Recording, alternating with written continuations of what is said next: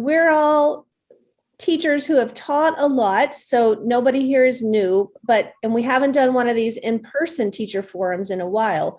But when we were thinking about the program to have this month, I thought that's what I really love about this group, is being able to talk with each other about what we're doing, where we're struggling. And so that's the point of our program today, is involvement, so we can share with each other. We have 3 main topics. I don't know if you were able to look at the attachment on yesterday's email that I sent out. It looks like Melinda is prepared. She's got her hand out there or something. Yes, thank you. So you can kind of see our plan is to cover 3 big topics with about 20 minutes on each one. So we're finished in about an hour. I mean, if we run a little over, of course, that's fine. But let's try. There's lots of things we could talk about. And if we hit on something where you're like, I need to spend more time on this, can we discuss it more? Please jump in there, because I don't want to rush us through something that's important.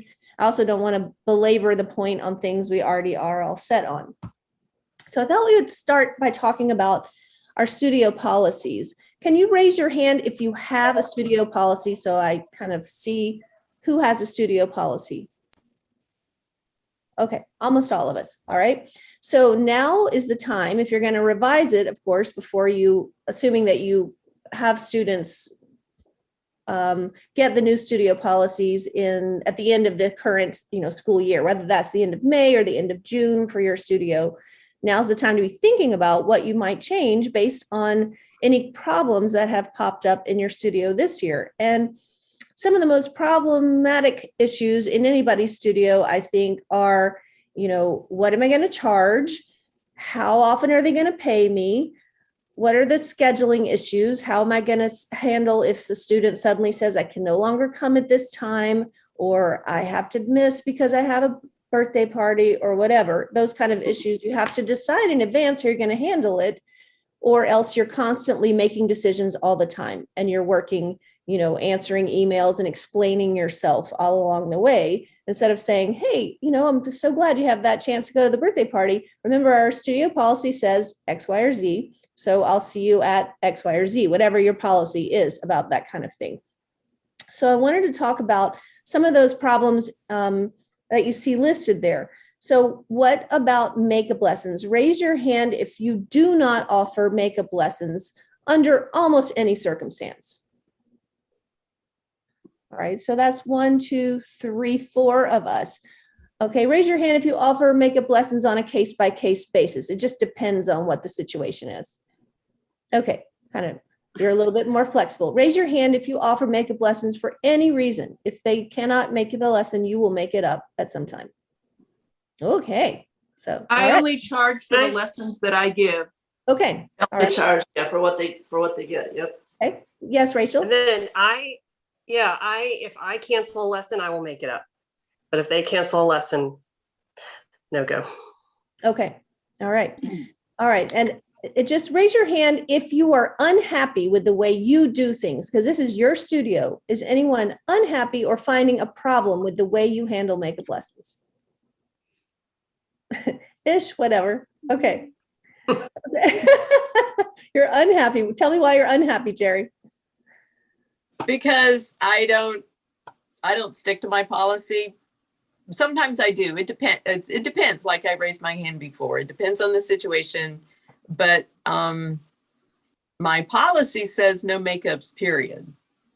But depending on the situation, sometimes I will if I can. If I can't, then I can't. Mm-hmm. So I wish I had the nerve to say sorry to all of them for all situations. But I hate to say it. Sometimes if I like the kid, I'm a little more flexible. If I like in spending time with them and, want to see them at a weird time. But otherwise, some parents are more pushy. That's true. That is true. Well, I do want to recommend, Sharon, yes. I have gotten a lot better, and it's one of the topics that you're going to cover later in the agenda about how to pay. But if a child, a very good student, a very dedicated student is sick the week before the recital, I'm going to make that lesson up. or right before Guild or right before the Ensemble Festival. So that's when I'm willing to, see them. If it's in right now, and nothing's coming up for another couple of months and they miss, then they just miss. I want to tell you one thing that I started doing in the last year I had offered it in the 2 years ago, but last year, no one took me up on it because last year was last year. But this year, if they tell me I can't come at that time, then what I say in my studio policy is, and I'm paraphrasing here, record yourself performing your pieces. Send me the recording, and during your lesson time, I will watch the recordings and give you feedback and send you lesson notes. And that takes me almost their whole lesson time.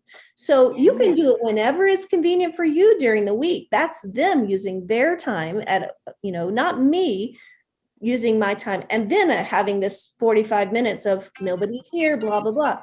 I use that time and I do it. And I've had one family in particular that has really taken advantage of that in a good way. Like, we're stressed by blah, blah. She has lacrosse tryouts. Anyway, it's been my go-to for families who push me. I'm like, we have this option. If you think you're not going to make it, then any day this week, record it, hopefully by the end of the week. So that's been a nice option. That way they're still getting the feedback. They're still getting my time, but I didn't give them my time, which I don't have to explain what my other time is used for. That's not their business. It's not, but I have, Anyway, I also super recommend, if you've never looked at composecreate.com, that website has got fantastic ways to think through this very issue to help you understand why this is important for you to make a policy and stick to it, whatever you're comfortable with. Okay, moving on to tuition. Benefits of charging a monthly tuition, it's spreading it out through the year. Can I just have a show of hands? Who charges by the lesson? By the number of lessons in the month? 1, 2, 3. Okay. Who charges a set monthly fee? It's the same every month. 1, 2, 3, 4, 5, 6. Okay, cool. Is there any other way I haven't thought of that you might pay? Okay. Jan, yes? Jan. I give a semester option if they want to do that. And it's a 5% discount if they want to do it by semester. So probably about 2/3 of them pay by semester. Awesome. Do you give a break?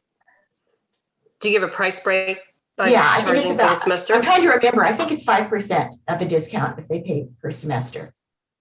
I also offer a semester off option, and I do not offer a discount, and almost all of my students have picked that. So it works. Phyllis, did you want to say? You have to unmute. You're muted. Unmute. Audio. Got it? You got Okay. Yeah, I don't teach that much, and I only have high school students, but I charge for 10 lessons, and we don't do them every week. Usually it's every other week, and I'm very flexible about them coming or not coming, but it's a retirement kind of thing as opposed to a big studio where you have to keep track of everybody. I only have 3 students, so it's That's easy a to great way do to- that. But I like collecting the money I collect ahead for 10 lessons, and then we schedule them, and some finish them sooner and some later. It doesn't all happen at the same time. It works if you don't have a big studio and you have students you don't need to see every week. That's smart. I do Yeah. something similar with some of my adult students. Yeah. In a different way because they have to be flexible. But I do tell them, if you don't cancel within 48 hours of the lesson, you pay for that lesson. Oh, So- absolutely. Yeah. They schedule ahead, and so it's not like it's a surprise when they're coming. Yeah. Mhm, mhm. Okay. So, yes, Karen? This year I did a 5-6 week sessions, and there's a little interim between each one. Either just a couple of days or a week, but it's okay. It's a little confusing. I may go back to the monthly, but next year, but Mhm. just, yeah. One benefit of the monthly. I don't know. you can have- I'm sorry? Well, what benefit? I don't. I'm not sure. Yes, Sharon.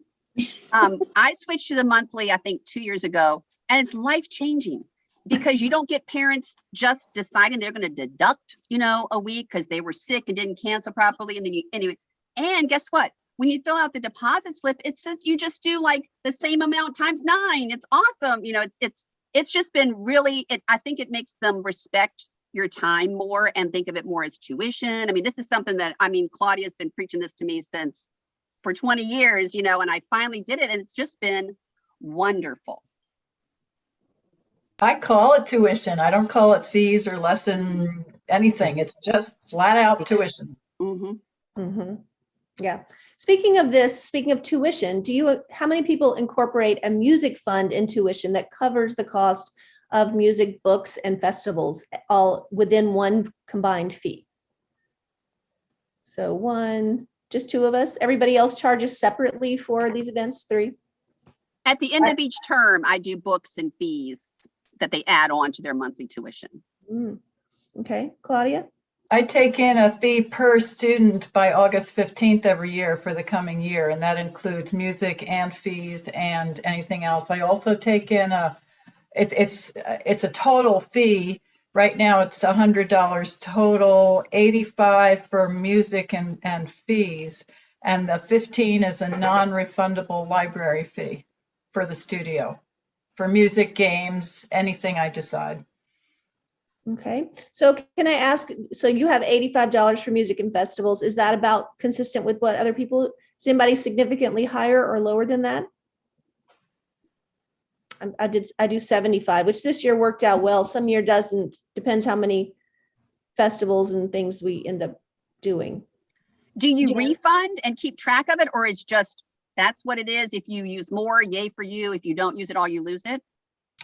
In May, when I send out various information for summer, there's a line item for, if you want to refund or credit, please let me know. And I tell them the balance then. And most people don't even think about it, just carry it over. And last year, my Pro Zoom was part of that, and everybody knew because I was paying. I just canceled that. But I'm not changing it because prices go up, several people just everybody pays because they know they have to, but not everybody uses all the money, so that when they pay the next year, those costs get higher and higher, which I can see those totals get higher and higher. So if it's ridiculously high and I know they'll never use it, I'll deduct their summer tuition from that. Or whatever I'm saying, if they can go, I'll give them the option of putting that toward their summer tuition, and I'll take $100 out or something, and everybody accepts that. So I don't want to keep really high totals in there, but some kids go through music and use more than others, it just depends. Sharon? To go back to the monthly fee, the way I computed it was, if they pay for, I'm just throwing out numbers here, they pay for 34 lessons, but there are 38 scheduled. So that gives them 2 freebies. So if they cancel a lesson, I don't make it up, but that's okay because they really never paid for it. If they cancel more than 2, then they start paying for things they're not receiving. And if they're really good about not canceling lessons, you get 2 free lessons over the year. The other 2 it's my vacation. So I had the opportunity to take off 2 weeks throughout the school year. And that emotionally, that even though I'm not making any more money, I'm actually making less with those 2 free lessons, but it has greatly reduced the amount of requests for makeups.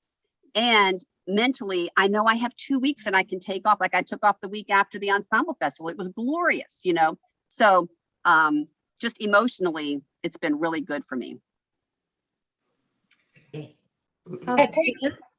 Jan? What I'll do in April or May when I take requests for the next year, if they to reserve their space in the studio, I've been doing $75. I might start increasing it, but they pay that amount, it holds their place in the studio, and that goes into the music account. And then when the music gets too low, then I tell them that they need to replenish it. And I have had some, especially with siblings, the account does get pretty high because it's 75 per student. And then I will just tell them they don't need to hold their, they don't need to put a deposit down, or I'll give them the choice. But usually, again, I'm like the other teacher who mentioned you just roll it over into the next year. And that's gone well. I keep a record of everything students are, doing, festivals and books and so forth. It generally works out right, but I don't nickel and dime it. I mean, if they have $5 left, I'm not getting them $5 back. If I went over $5 for somebody, I'm not asking them for $5. If we're talking about 30, 50, something like that, then I'm dealing with that. But to me, that's worked in there. And I also charge a registration fee, and that has nothing to do with their music. That is to register, and it's that same amount because I spend a whole week in the summer planning for the next year. I should get something for my time. So that's how I look at that. The last thing I want to mention is whenever you tack on these added fees, it takes away the opportunity for parents to set that check to come to you from the bank every month. If they set that in August or September and they never have to think of it again, that's super helpful. No one anymore is thinking about, oh, how much money did I pay for tuition? Because it just is coming from their bank. Okay, a couple other questions.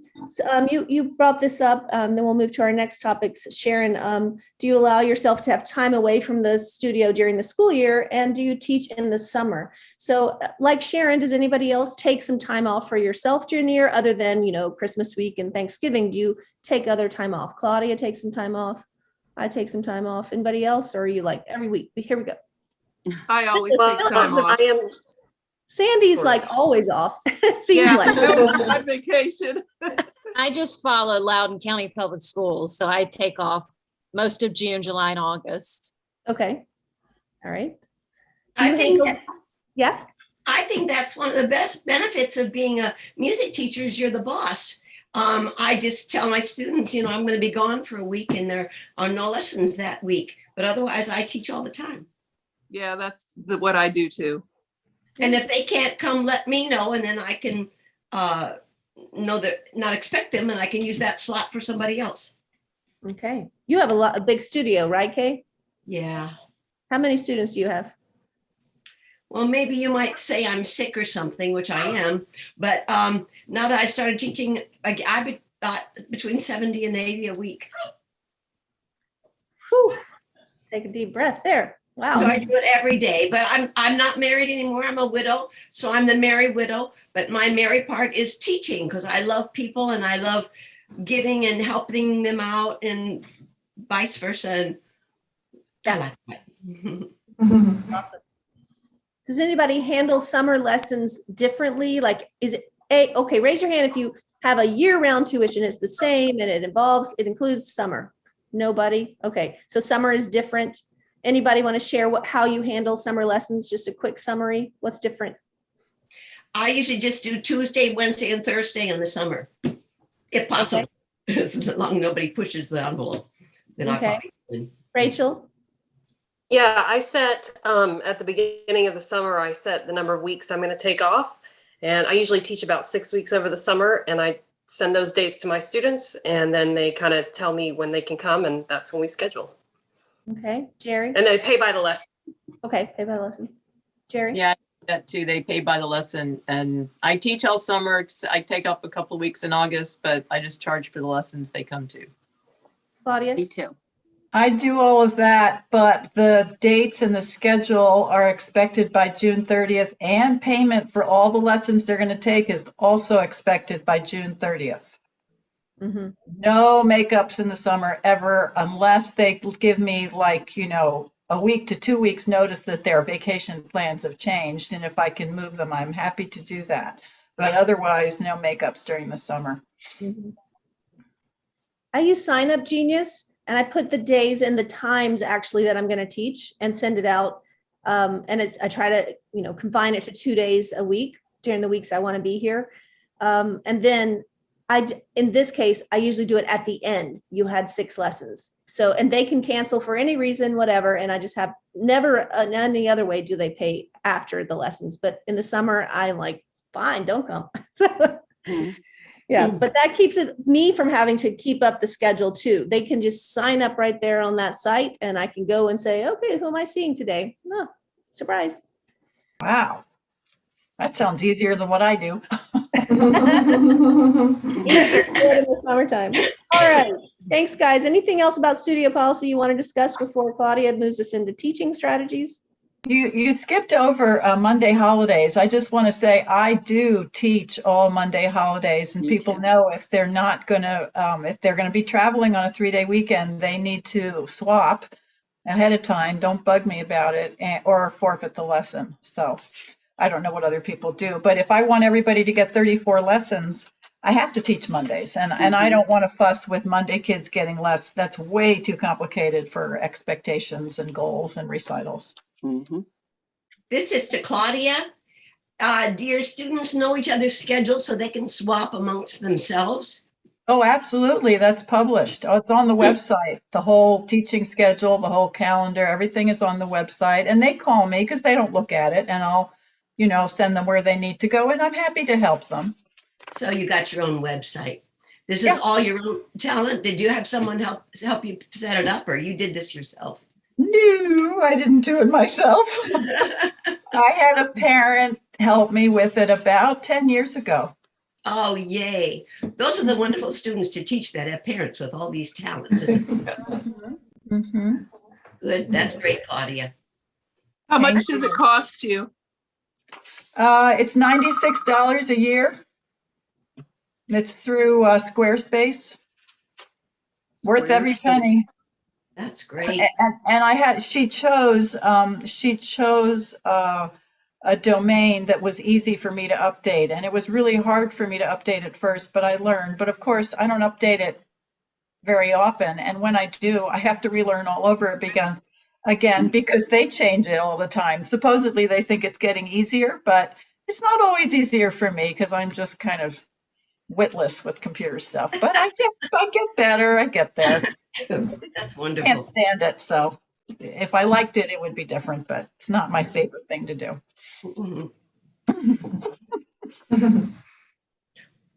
All right. Thanks, everybody. Lots of food for thought in that topic. Claudia, you want to move us into teaching strategies?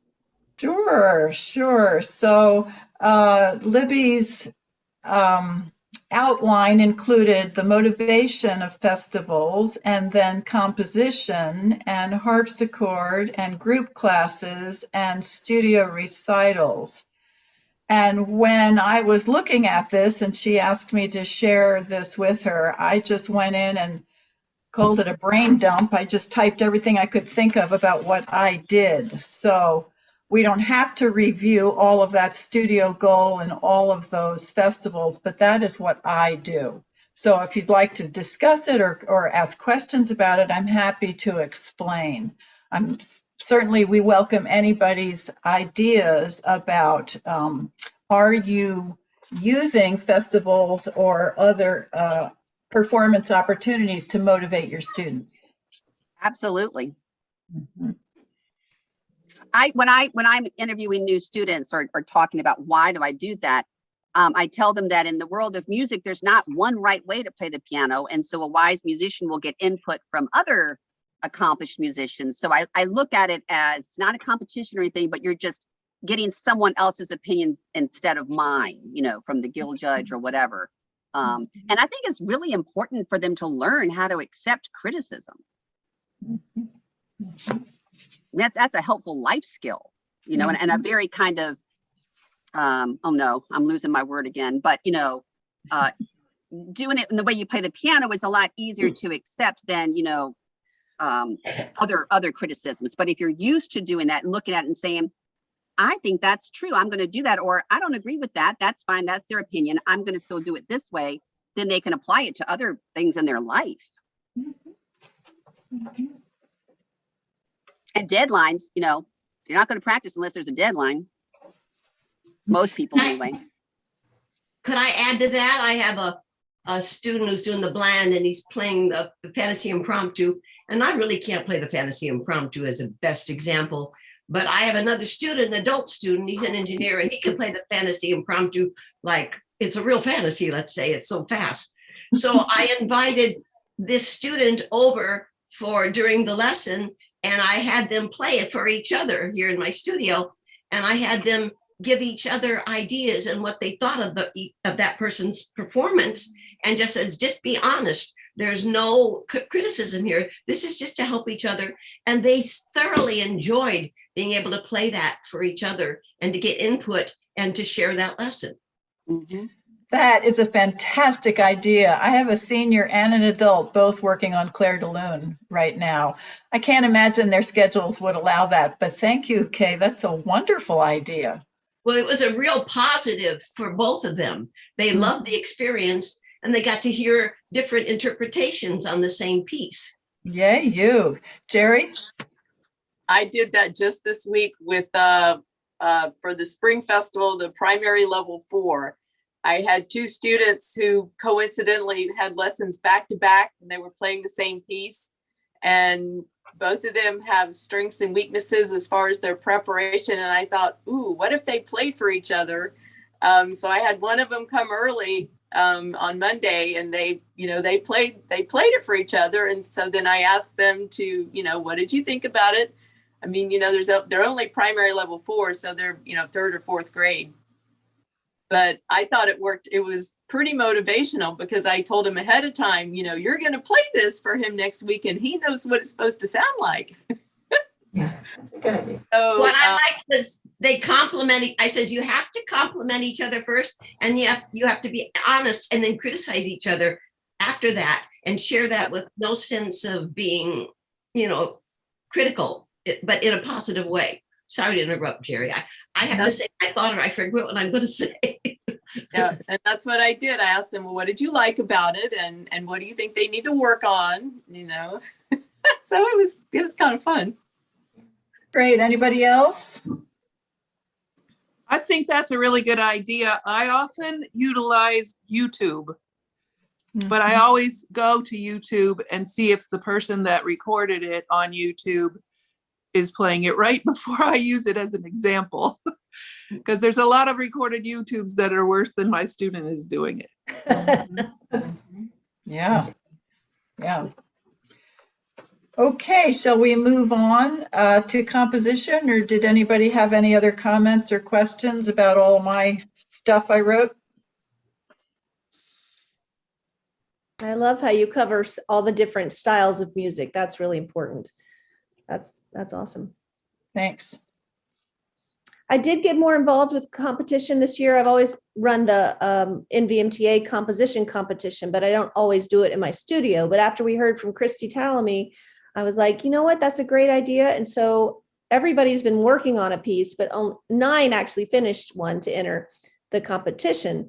But what I have to say is what they realized what they didn't know. Like they did not know how to write the rhythm, 1 and 2 and 3 and 4. How do you write it? Okay, let's figure it out. And that helps so much the other way around. Like, oh, I've written that. Now I see it. So anyway, highly recommend that as a teaching motivational and instructional thing to do in your studio, even if you're not going to enter a competition. Just writing anything down on a piece of staff paper is like, oh, wait, how do you draw a treble clef? Yes. Which they did in book 1 and then never again, probably. And then the harpsichord, I always use it in my studio in the fall. And everybody has to learn something Baroque or Baroque style, or we call something Baroque from their lesson book if there's really not, because Baroque music is not easy and not elementary.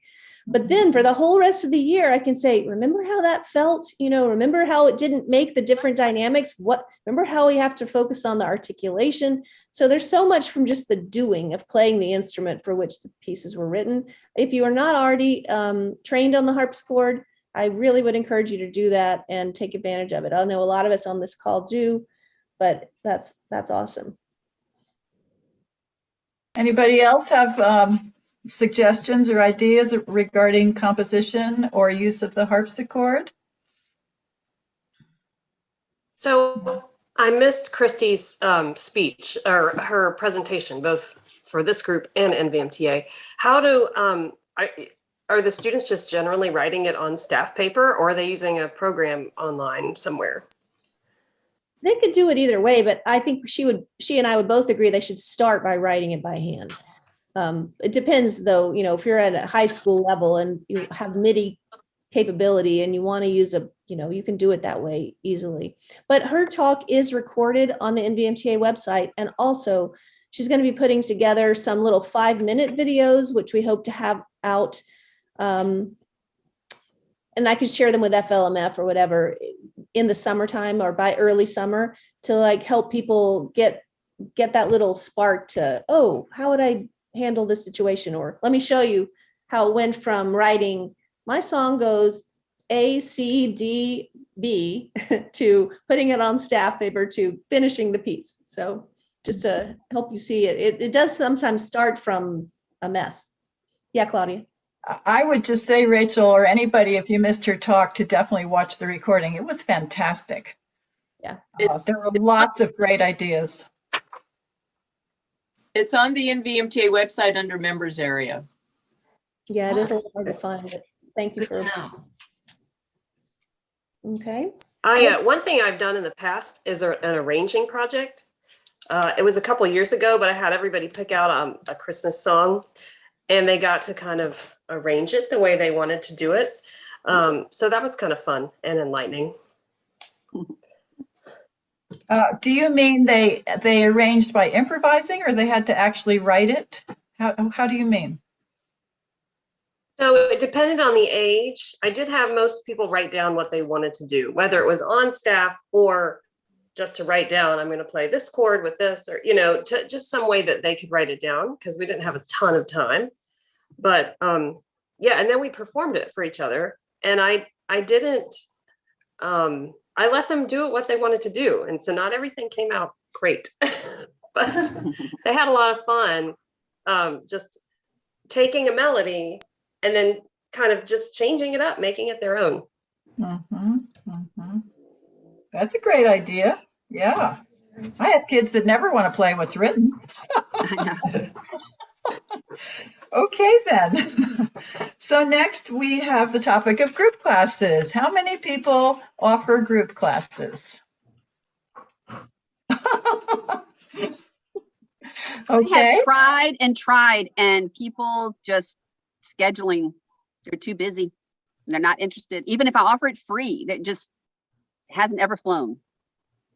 Well, what I do, it's part of the calendar on the year, and they're mandatory, but I can't compete with SATs and sports games, and some kids miss, and that's just the way it goes, and people don't seem to complain. They all appreciate. They're all performance-based. This, again, is my stuff that I wrote down. But at the beginning of the year, the recitals, the festivals, the group classes are all Saturday mornings. So I don't do them as part of the weekly event or weekly lessons, except during the pandemic in May, I decided I was so tired of everything, and I had several kids participating in Sonata Festival in May for NVMTA. So these kids needed an opportunity to perform. So I decided to have no private lessons for a week in May, 2 weeks before that festival. And everybody had to prepare something to play for, it could be method book, could be technique if they weren't participating in Sonata Festival, could be anything. But we were at that time preparing for a June recital, so many of them had a work in progress anyway. But so I had 4 kids for 1 hour each day of the week. So no private lessons, but an hour at 5 o'clock Monday, at 5 o'clock Tuesday, at 5 o'clock Wednesday, at 5 o'clock Thursday. And the kids that were participating in Sonata Festival, I tried to have in the same class. I don't remember if it worked both years, but whatever, they had an opportunity to play. And we had index cards that we could hold up for, dynamics, articulation, style, expression, whatever, which was silly, really, but it was something to do. And then I did it again last year. I'm trying to decide if I want to do it this year. It's a lot of work, actually, to just have 4 kids at a time and to fill an hour. But that's when I started sharing screens. I've got things down about that. And so that's different. That's the 4 Saturday morning classes are one idea, and then the May 1 week classes are an idea. So Somebody else, what do you do? I forget who raised their hands, but who would like to speak? Rachel? So I do 6 a year, and actually it's 12 because I offer a Friday night and a Sunday afternoon time. And you can come to either one. These are built in, so I teach fewer lessons in the year, and these are kind of built into my schedule, the payment. But they are all performance-based, and we're performing around whatever we have going on. This year, I always try to do a game or something. And this month, next month, and May, the next 4, we're talking about music history. And so last month was Baroque, and then this month was classical. And so I play some music for them, and we talk about that. And I'm really passionate about that, so I get really excited about it. But they get to choose which class they come to. And like you said, Claudia, some make it, some don't. But it's an opportunity for them to perform for each other. Jerry?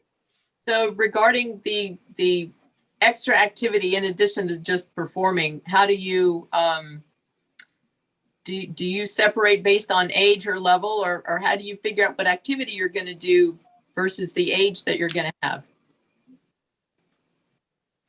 Shall I go first, or Rachel, do you want to address that?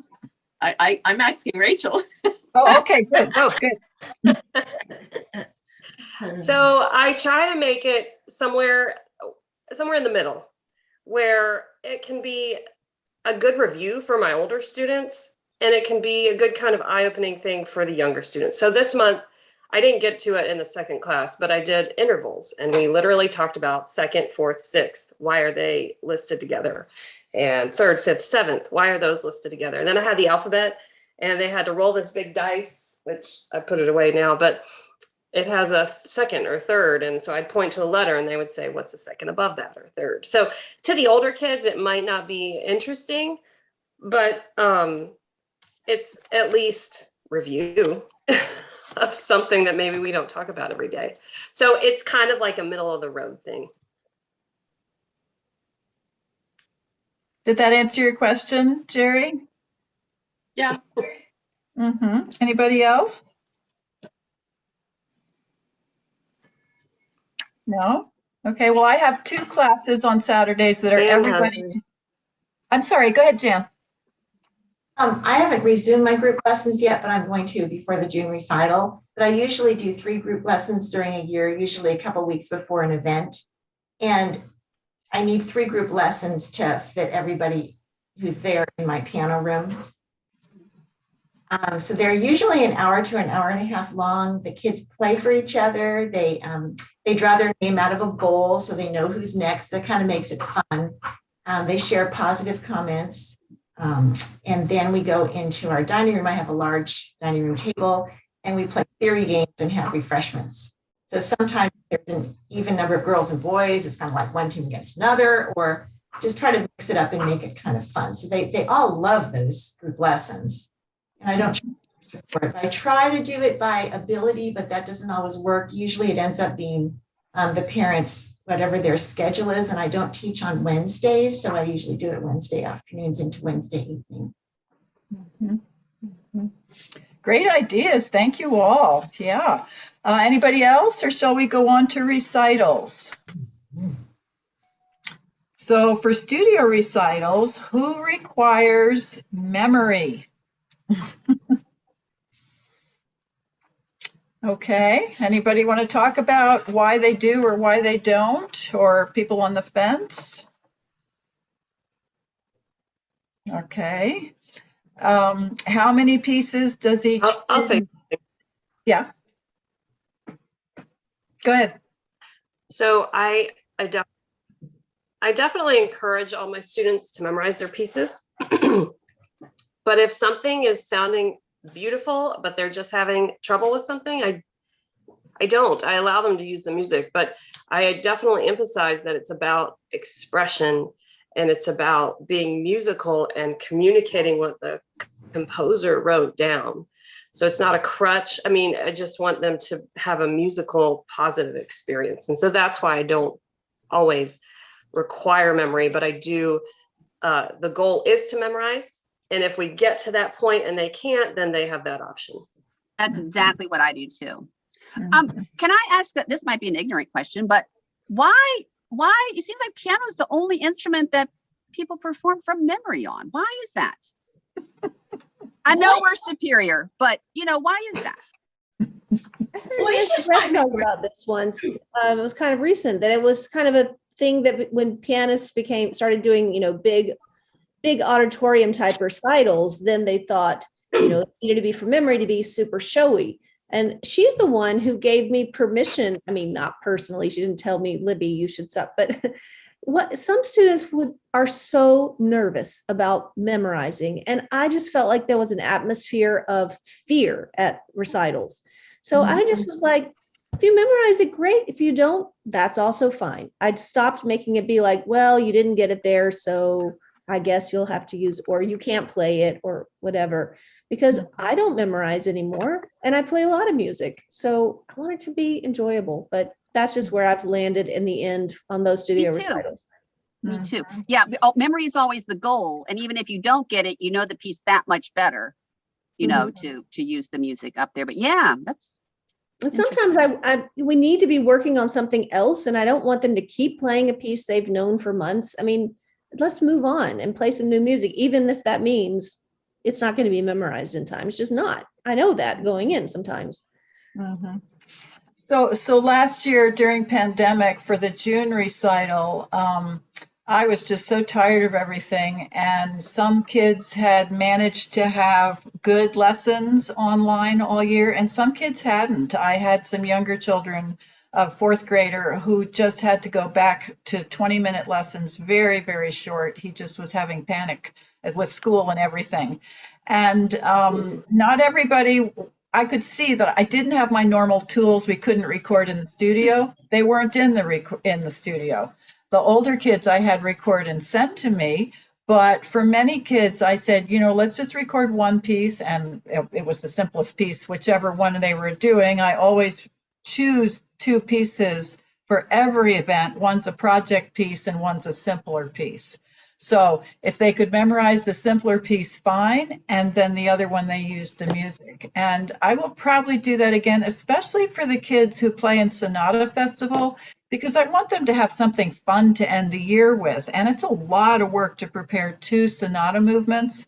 And so I'll give them the option of, at the recital, choose one of those sonata movements to play, and then anything else you want to play is fine. And one of my high school girls last year printed out Ed Sheeran's perfect Pachelbel canon combination. And of course, people adored that. Who wants to hear a sonatina if you can hear Pachelbel and perfect?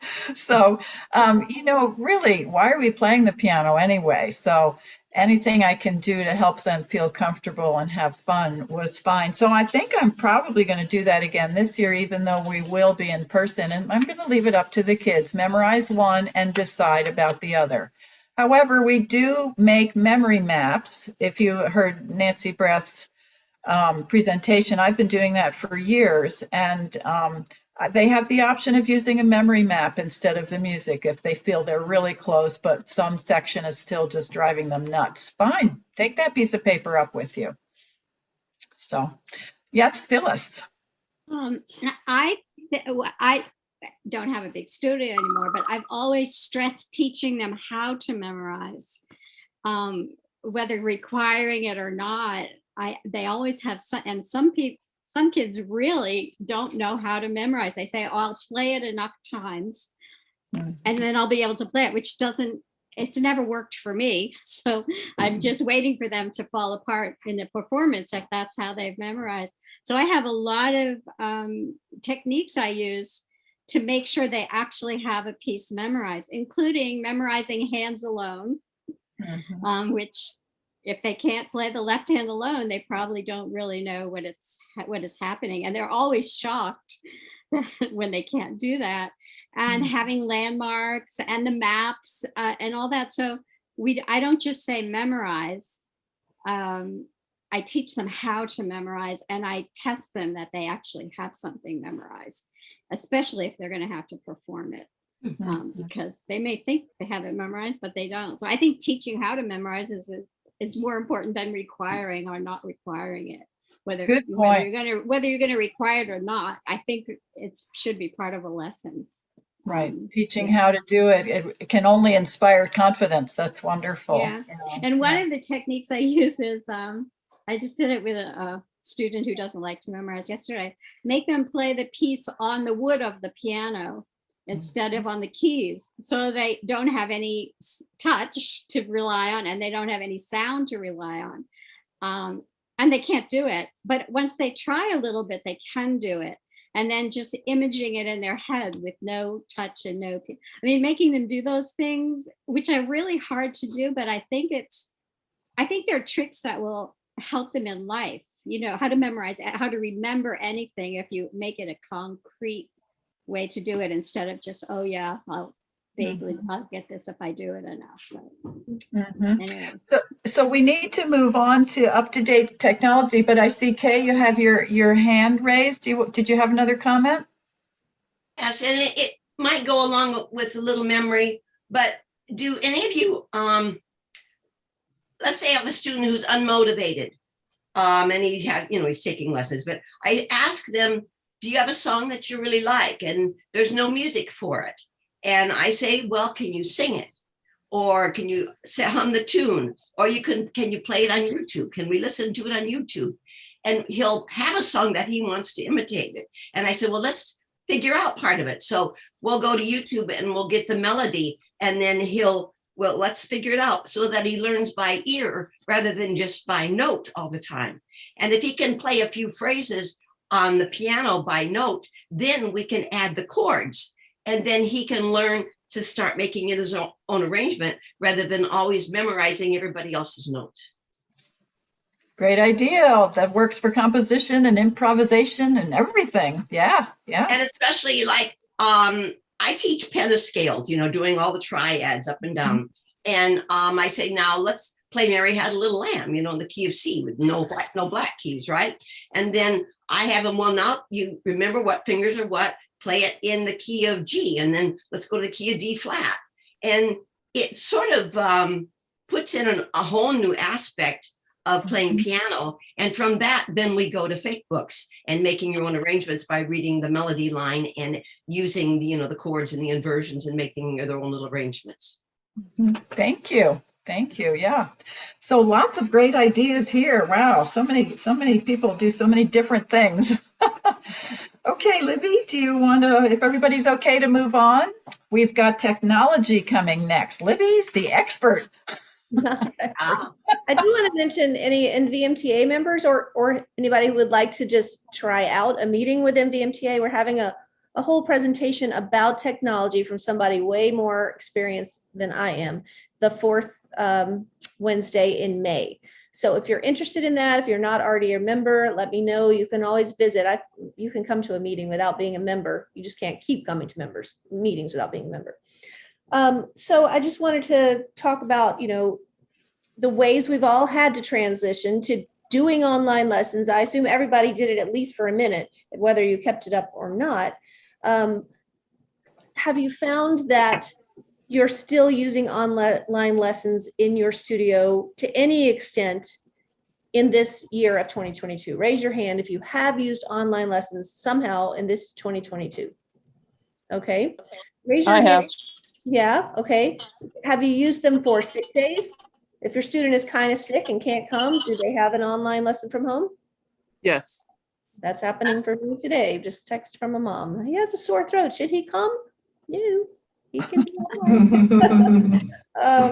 how about, does anybody use it for traveling, i.e. Sandy? You do that, right? Oh yeah, I've given lessons at the beach before. I have as well. It's very freeing. You can be somewhere else, not at home, and teach. Yeah. Yeah, super fun. Do you miss having an instrument when you do that? Sandy, you want to answer? Some younger students need an instrument. And so I would say, yes, but it's not for every single lesson. So we can do without it for one. Mm-hmm. Yeah. I sing a lot when I'm doing it, when I don't have a keyboard. I'm singing. But I like- have to say, I did have a grand piano at a resort in Florida one time last year that I went into their common area and used the grand piano, but it was pretty loud because they had other music going on and everything. So it didn't work out very well.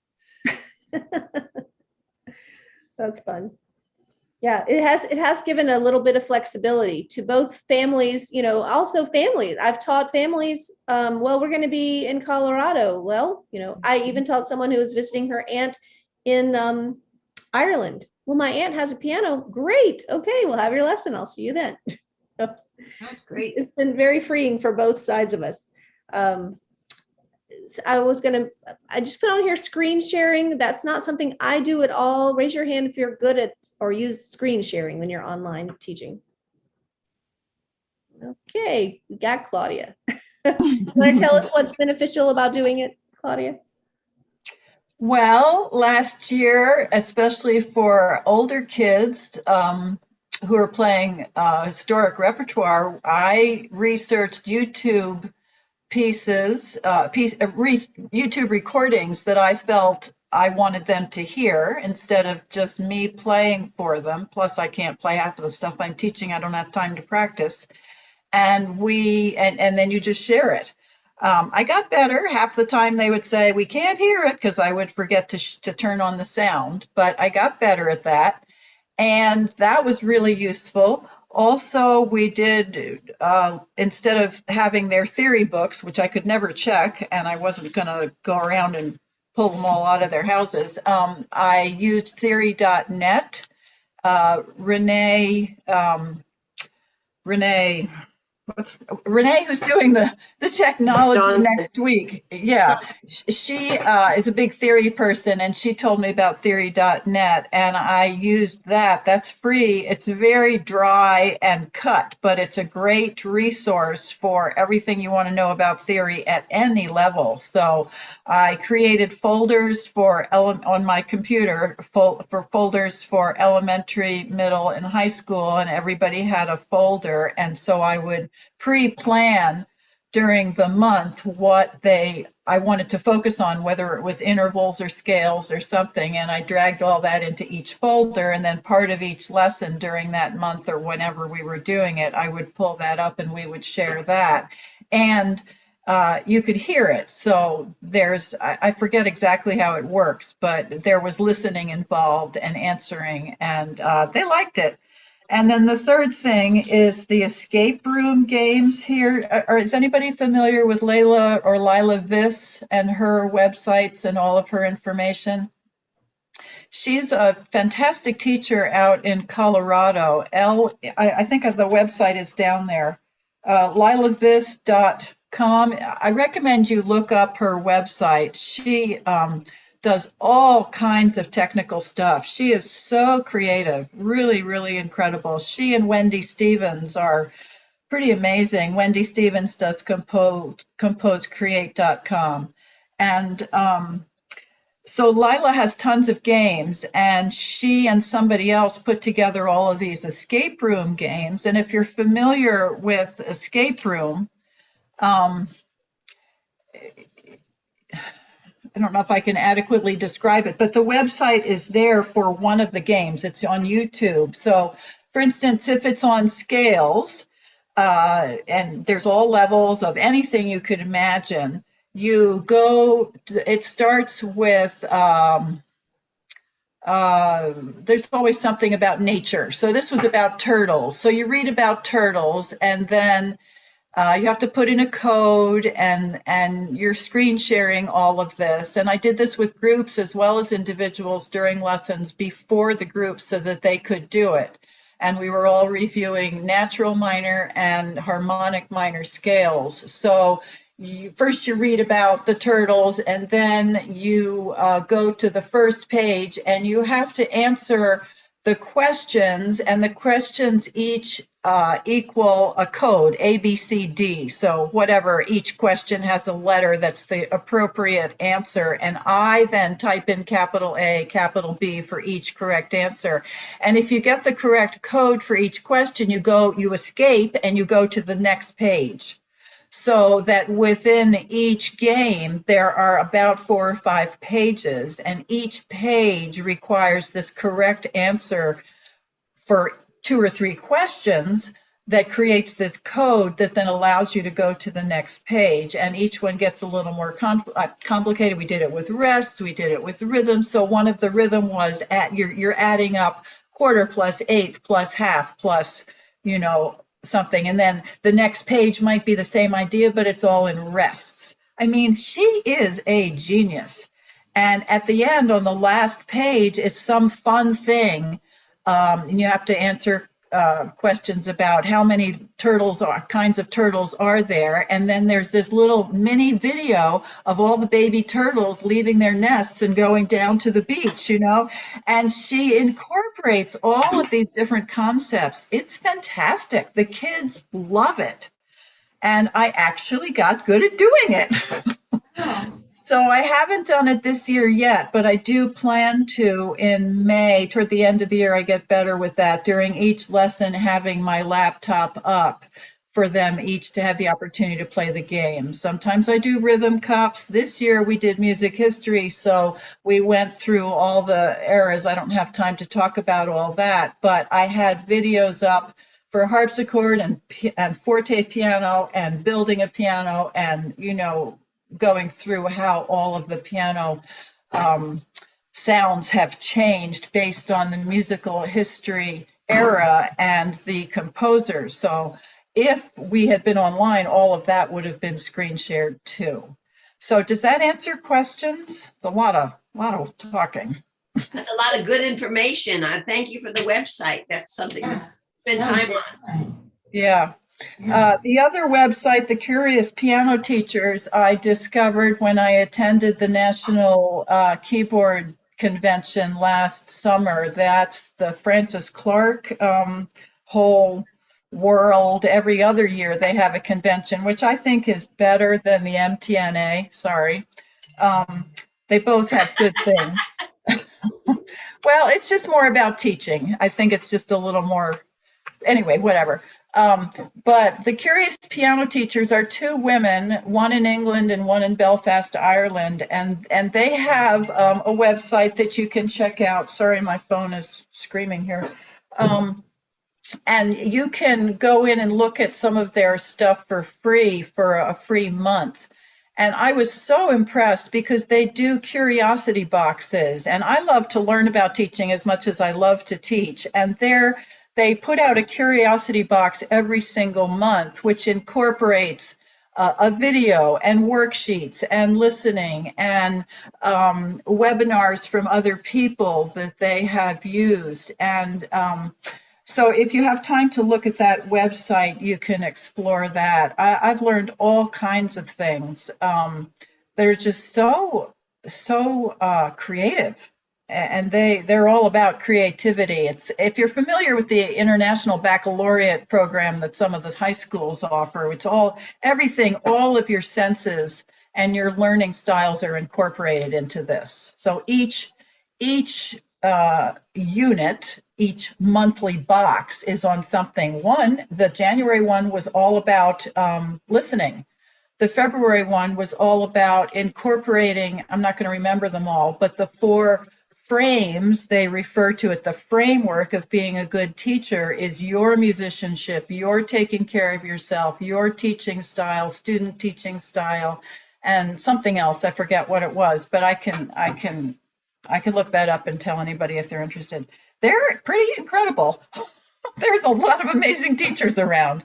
And that was expensive. That was, I forget what the pounds are, but I think I paid $279 for an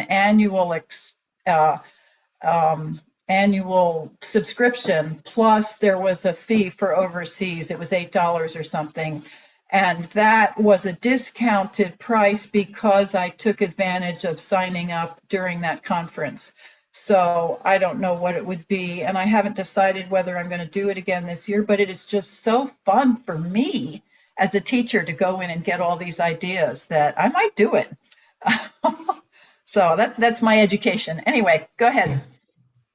Okay, I'm going to jump in and change the topic just a moment because I have to leave very soon. And I just wanted to show you something. Does anybody here use the Faber Piano Adventures online subscription app? Or does anybody teach using Faber Piano Adventures?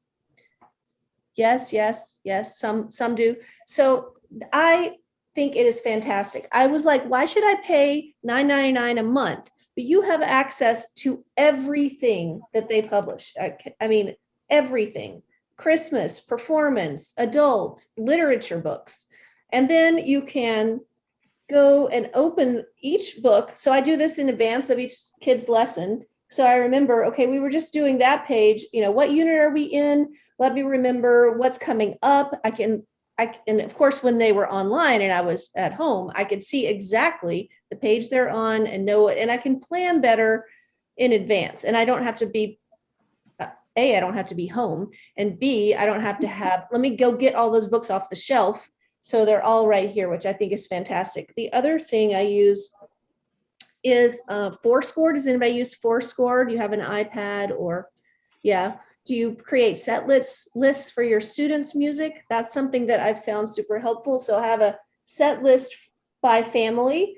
And then when I'm going to see, the Ludlows, I can open this up and I can see all the music that they're working on. And in that case, I've been told that this is okay because I'm only using it as a teacher. I'm not performing this. I scan that music that they have. So I have it right here. I can open it up. I can see we're playing melody in G. Oops, sorry.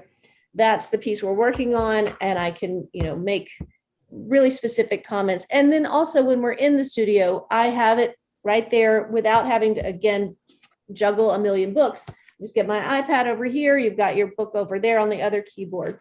So that's one of the big ways I use technology. And I perform almost exclusively when I'm playing. It's with my iPad and my Bluetooth pedal. I don't turn pages anymore. No more this. So love that. Yes, Jerry. I can't hear you. You're muted. The Faber thing that you're using, Yeah. You said, why should I pay $9.99 a month or something? And then you interrupted yourself. Well, So, yeah. Why should I pay it? That's what you said, but don't you have to pay for that app? What is it? It's $9.99 a month. That's what it is. Okay. Yes, I do get charged that every month. So, Okay.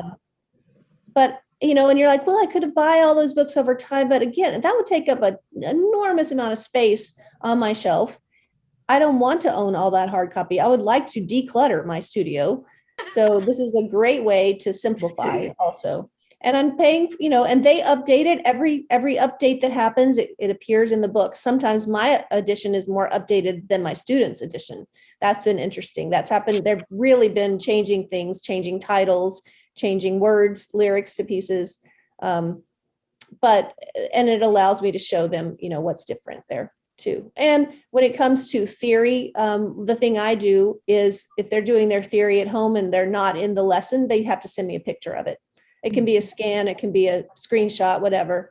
And that way I can give them feedback on the answers. So if they're not in the studio.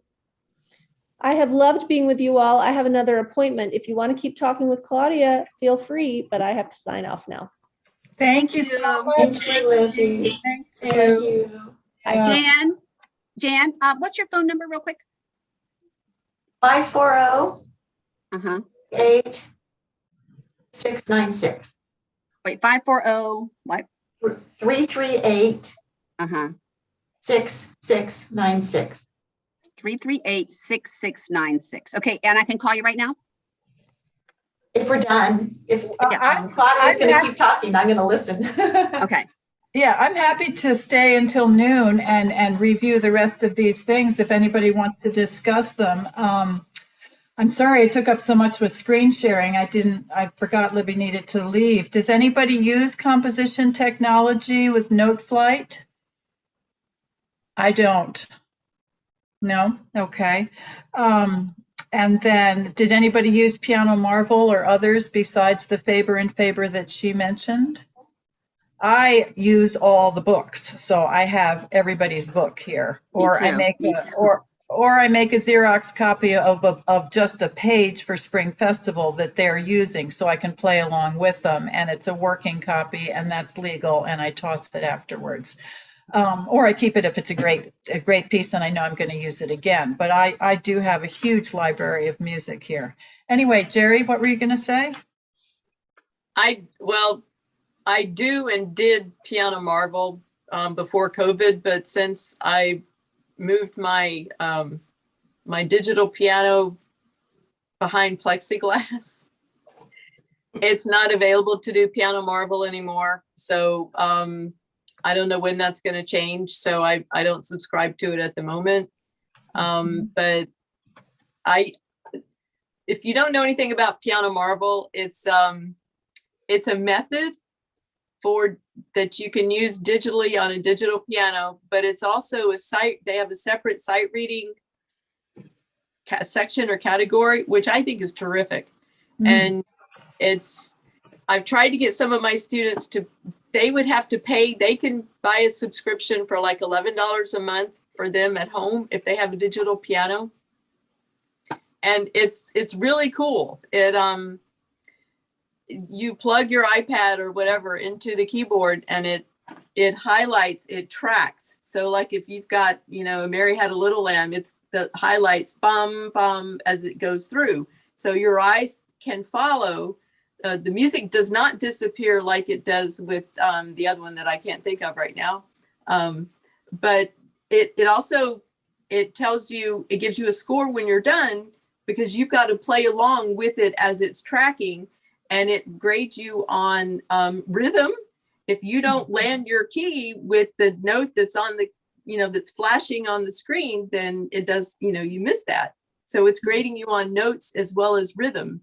And then it gives you a score at the end of each one that you play. And they've got like 1,000 levels, which is another topic. But anyway, so you can advance. It will automatically advance you, or it will keep you in that level based on your score. So it's really, I think it's a terrific sight reading tool, and I highly recommend it if you have students with a digital piano and an iPad. It's really good. Good to know. Yeah. Okay. So what about theory? Who teaches theory and how? What do you want to share? Yeah, go ahead, Sharon. It's just pretty basic. They have their theory workbook. It's just very basic. But then once they finish all 6 levels, I use the favor and favor because it kind of goes along with the pieces they're doing. Once they finish it, then it's just something that comes up, in their lessons as we're talking, especially music history and style. And then, of course, when they prepare for their guild audition, it always amazes me every year how they have no idea what key their song is in. And so we have to go over, look at the key signature, it's major or minor, look at the last note and that type of thing. But it just kind of, it's a gradually incorporating, but they do the workbooks, which when Libby was talking about when they compose and they have to, it's very hard when you're writing it down. I like the fact that they're doing it away from the keyboard with a pencil in a workbook, and it just helps them learn it in a different way. I use the Keith Snell Fundamentals of Piano Theory, and that has 10 levels, I think. They're very good. They're very basic, dry, but they cover a lot of stuff. And each there's a lot of review as you go through each level. You do the same thing again, but in a tiny little different way. So I highly recommend that. I don't get through 1 level per year per kid, even though I would like to. It's just impossible. There's just no time. But and we don't necessarily go in order. I'm always looking for the dominant 7th pages for kids to review that. And what is this thing anyway? And what does it mean? But anyway, I think those books are great. Anybody else do something different? I use Julie Johnson Basics of Keyboard Theory. I like those pretty well. Yes, I wish she'd review a little bit more, but they're pretty good. I don't know about Fairfax County, but Loudoun County has theory, and they even offer AP theory. And I always encourage my high schoolers to do that, because if they've been somewhat paying attention all the years, it's an easy A. And it, and they feel very proud of themselves that they're way ahead of the other kids. And I personally feel like learning theory when you're a keyboardist. It's just right there. I don't know how a clarinetist figures out Right. sharps and half steps and everything. But yeah, so it's I love the fact that Loudoun County has a good high school theory program. Right. Fairfax County has some of the schools have AP theory and IB theory, and some of my kids have taken it, and yeah, they could teach the class for some of the stuff. Not all of it. A lot of it is music history. But anyway, that's it's so important. And you can always use your theory in your music. I have kids analyze everything. We figure out what chord we're playing. That's part of memorizing. You have to know what you're doing. So those scales and triads and cadences that you're warming up with all the time, they're right in your music. So let's find them in our theory books. Let's understand, and let's find them in our music and label them and put them on a memory map when we're memorizing anything that's going to help understand the music. So I think it all works together.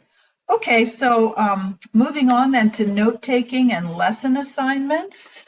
When we went into pandemic, my graphic designer daughter took my assignment sheet and put it into Adobe for me so that I could do that online. And then I email it to each kid. And I decided instead of handwriting everything when kids came back or having them do it, they still do some writing themselves, but I am still doing the laptop or my iPad for all of those and emailing them off. It really forces me to focus, to concentrate. And of course, then I have the perfect record. I can look back without wondering if they're going to remember to bring their notebook to their lesson. Definitely more work, but I found that it's very useful.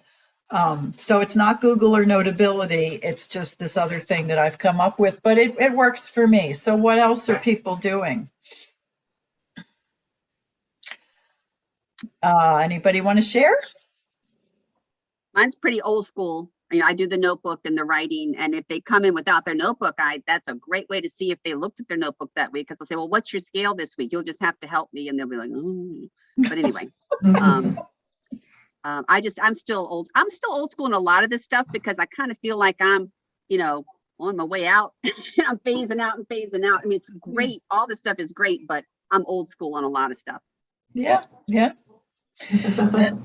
So moving on to business organization, Lila Viss that I referenced before, she uses Tenara, which is one of these all-encompassing programs where you document every single thing from your tuition, your bookkeeping, your teaching lesson plans, your emailing. It's fantastic, but it is just too overwhelming for me to think about doing that. It would be so efficient if I would do something like that, but I have my Excel spreadsheet for tuition, and I have folders for who does what on my iPad, and then it's just crazy. So who uses any of that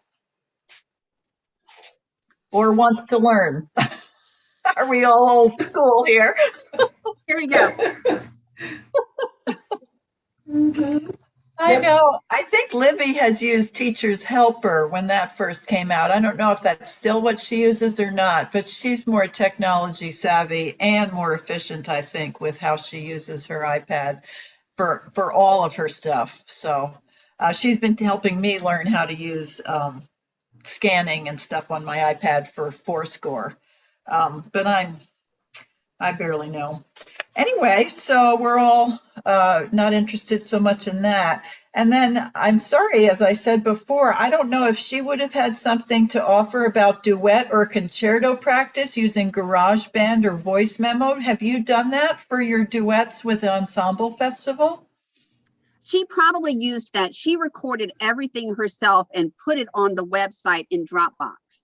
And so that's just how we did it. But I need to talk to her about that because I have a student that wants to do a concerto in her senior recital, but she claims that her friend knows how to set it all up where there'll be a recording of the orchestral part playing while she plays. So the only thing I have to worry about is the piano in tune with the recording. So I'm fine with whatever her friend is doing, but that would be really good to know in terms of rehearsing in her lesson. Yeah. So GarageBand or what? Well, GarageBand is the whatever, it's the default plan that comes with an iPad. And I know it's fantastic, but I can't tell you anything about it. But I know Libby first learned about it when her kids were young, because her son Ian lives in Nashville and he composes and writes music all Right. the time. And her husband, whatever, they're way more savvy about that. So yeah, I don't know. What was the question? Sorry. Oh, in terms of rehearsing, my student that's learning a concerto, having the orchestral part playing along with her in a rehearsal. Don't know, but Yeah, she might she have an seems to be idea. okay. Yeah. Yeah, might have an idea about that. Yeah. There's so many ideas here. I know Renee, who's giving the program in May, is it? For NVMTA, is hugely knowledgeable about all of this stuff. So if you're interested, you'll be blown away by what she has to say. And Libby's right, you could certainly be a guest. So if you're at all interested, yeah, your head might explode listening to her. Mine will, I know, and I've already talked with her. So when is the meeting in May? When do y'all guys meet? I think it's May 26th. It's the last Wednesday in May, and it'll be a Zoom meeting. So Jerry or or Libby could send you a link. Okay. Yeah. I think that would be fine, right, Jerry? I don't see, people would want to welcome you and say, oh, join, but. I know. Next thing I'll be president. So I don't know if I'm going to do that or not, but I'd love to hear about that. Yeah. It'll probably be recorded, Okay. but then I guess she'd have to be a member to be able to access it, right? No, because it's the members area. You can just go there and it's not password protected. Oh, on the website. That's right. Yeah, you'll be able to look at it. There's probably other things you'd be interested in. There's tons of stuff out there. Oh my gosh, it's overwhelming. You'd not have time to teach if you accessed everything online. Well, this is a little bit off topic, but Jerry, I noticed you're recording this. So are you going to put this link on the FLMF website? You're going to try to? I'm going to try. Okay. Let me know how it goes, because Nora's the one who wants to watch our, see the recorded meetings. So it's the business, it's all this. So it's, what, 2 hours worth? Okay. Well, you can fast forward through it probably, right? Sure. Yeah. Okay. She'll take lessons from Renee. Okay, well, does anybody else have any questions or anything they'd like to offer or share? I think we're done. Thank you. I always love listening to your expertise, and it only took me 20 years to change my payment plan that you've been telling me. But thank you so much, Claudia. Oh, well, this was all Libby's idea, so you're quite welcome. I was happy to help, but she came up with the framework and the plan and asked if I would help, and lots of great ideas. And we all have, there's so many piano teachers that teach differently. There's a teacher out there for everybody. So, yeah. Okay, then. Well, stay well, stay healthy, and we'll see you.